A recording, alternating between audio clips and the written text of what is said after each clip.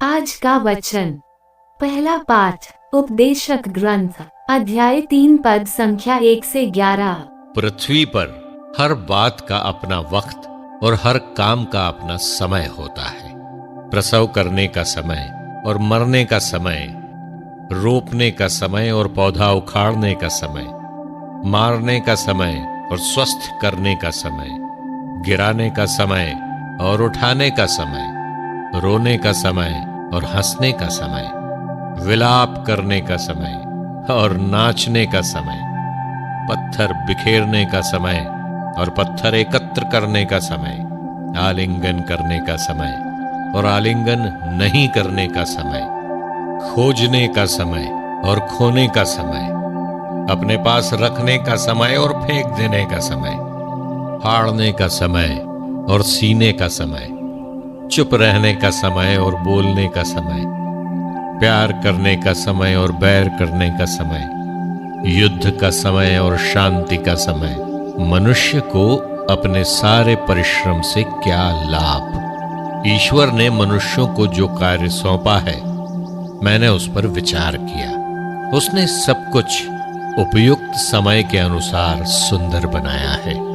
उसने मनुष्य को भूत और भविष्य का विवेक दिया है, किंतु ईश्वर ने प्रारंभ से अंत तक जो कुछ किया उसे मनुष्य कभी नहीं समझ सका। यह प्रभु की वाणी है।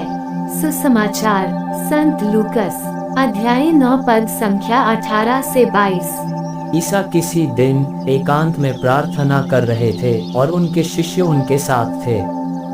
ईसा ने उनसे पूछा, मैं कौन हूँ? इस विषय में लोग क्या कहते हैं? उन्होंने उत्तर दिया, यूहन्ना बपतिस्ता, कुछ लोग कहते हैं एलिय्याह और कुछ लोग कहते हैं प्राचीन नबियों में से कोई पुनर्जीवित हो गया है। ईसा ने उनसे कहा, और तुम क्या कहते हो कि मैं कौन हूँ?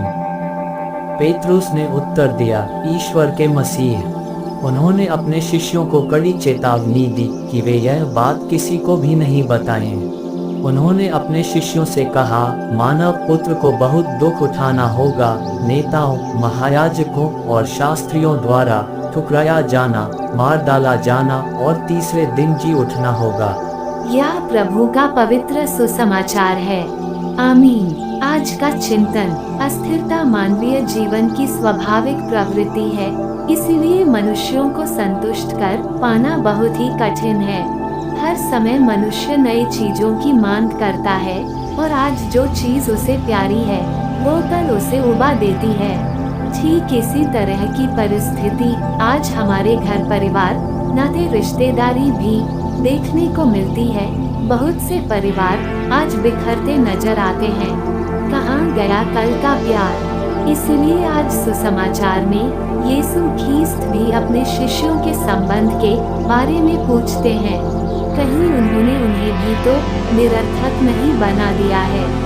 यीशु ख्रीस्त हरदम प्रार्थना में अपना समय बिताते थे और प्रार्थना उन्हें नवीनता प्रदान करती है।